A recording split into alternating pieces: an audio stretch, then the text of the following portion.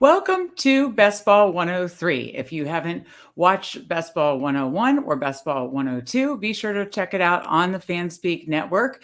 And of course, while you're on the Fanspeak Network, be sure to subscribe to the Fanspeak Network. And of course, like this episode, we really appreciate it. I'm Meg. You can follow me at Megs08 on Megs08DFS on Twitter.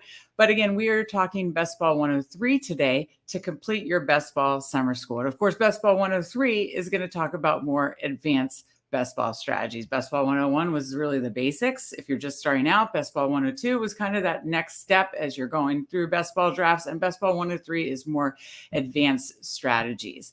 So I'm going to be talking about underdogs specifically, but this can be applied to underdog DraftKings drafters, really, because the only difference is, well, there are scoring differences, and underdog is 18 rounds, DraftKings and drafters are 20 rounds. And the main difference is underdog and DraftKings are playoff format, meaning you have to make it to the playoffs, which are weeks 15 through 17, and drafters is season long. So those are a difference, but generally speaking, you can apply this to a lot. I will say a lot of these advanced strategies that I'll mention, we'll get into in a minute with playoff schedules, will be more focused towards underdog and DraftKings and the playoff format. So again, before I get started though, of course, if you are new to underdog, use code FANSPEAK for a 100% deposit bonus up to $100. So deposit 100, get 100. That's $200 to use on your best ball drafts this summer. So again, Best Ball 103, let's talk through first the playoff schedules. Again, weeks 1 through 14 regular season, usually depends on the tournament, different advance rates, but usually let's say top 2 of the 12 pod move on to playoffs. Playoffs start week 15 is the quarterfinals, week 16 is the semifinals, and week 17 is the finals. You'll hear a lot of people say all the money is in the finals.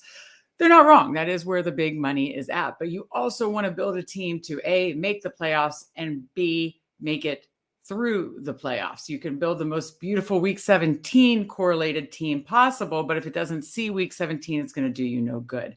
So try to build a very correlated, strong, balanced team that will get you to the playoffs and then through the playoffs. And then we can talk about week 17. So what am I going to talk about first is playoff schedules. And again, that's weeks 15 through 17. I've just been doing a lot of research. And I think there's 3 main things I want to look at with playoff schedules. If you go through all 32 teams, we have an article that we did about a month ago, taking an early look right after the schedule release at playoff schedules.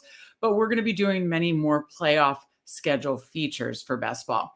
There's 3 things I look at: defensive matchups, potential shootouts, and weather, because this is, mid to late December. So weather does play a factor. Now, does that mean I'm going to play teams that, have all dome games or warm weather games, or mostly dome or warm weather games? I'm not going to play them in everything, but I might weight that a little bit more. I'm certainly not going to fade teams like Buffalo or Cleveland or Chicago that, especially offenses I'm really high on, like Buffalo and Cleveland, that have a lot of cold weather, potentially rough weather games that stretch. But, I may make considerations for it. Maybe I do add the running back with the quarterback. Maybe I do add a third quarterback with some of those stacks. Not all, but some, just to give different outs in case, Josh Allen, for instance, has a rough week 15 because of, a ton of snow. And then, week 16, he's in LA and has a massive game. Then you could get a potentially weak, hot, lower owned Josh Allen into the semifinals and finals. So that's just kind of ways I think about it. But again, just look at the playoff picture as a whole, weeks 15 through 17, to kind of identify teams that kind of have a better, run there. And then the second thing is, you will hear, again, everybody says all the money's in week 17, which is true. So you do want to try to build in a low week 17 correlation. You'll hear about week 17 stacks. Again, it's something that I do. I always try to incorporate when possible, but I don't reach for, or I don't over prioritize. Like I'm not going to, reach too much on ADP, or, hurt my positional allocations, or, maybe I want to just build my own team stack more in order to just get like a dusty piece of a week 17 stack.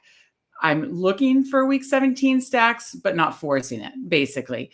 And you can get a lot of week 17 correlation late in the draft. Quite honestly, you could use it as a tiebreaker. you're going to hear a lot more people put a lot more emphasis on it. It does matter, but it's not the only thing that matters. And again, you have to get a team that makes it to week 17 for it to even matter. So please keep that in mind. So again, look at the whole playoff picture, number one. Then look at when you can do week 17 that you correlation that you don't force, number two. And number three is look for unique ways to build your roster that may make things a little more unique. This isn't like DFS where, ownership is all based on what you decide that day.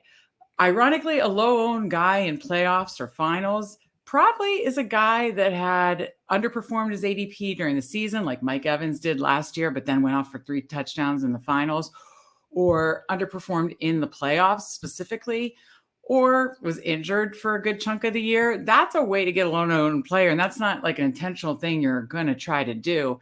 So what you want to do to build for potentially low-owned players, and again, not just like DFS, not everybody has to be low-owned, is I think build a structurally sound team that could get guys through when those kind of things happen. I gave the Josh Allen example.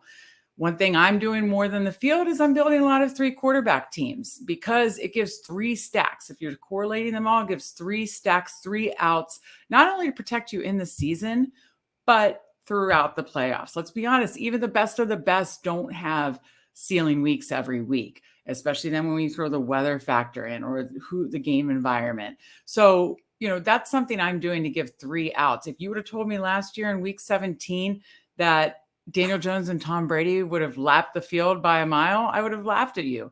And then if you say, oh, well, the Bills-Bengals game didn't play. Well, what if those guys would have been the highest scoring? Okay, let's look at week 16. Like the highest scoring guys were guys like Goff and Cousins. Burrow was one of them. Dak Prescott, guys that you can get in the mid rounds. It's not like it's always the top guys, which is something you just need to keep in mind. I mean, I think sometimes we want to just assume that it's always the guys you played the most for, but it doesn't always work out that way. And so to build structurally sound teams that could potentially get low owned players through, or just give multiple outs and options is something that I like to do. So but you could choose to do other things that are unique to kind of give you an edge. And, best ball is a new format. We're only working with 3 years of data. So when we look back at data, just know that we're only working with 3 years of data. So kind of one thing I'm doing is I'm giving myself permission to zig when others zag. And that kind of is where I stand on the 3 quarterback thing. Am I doing 3 quarterbacks in every build? No. Am I, if I take a very high quarterback, I'm definitely not always. Sometimes it's just a 2 quarterback build, or sometimes, the 2 quarterbacks are much later, something along those lines. So, but that's just one way that I'm trying to be unique.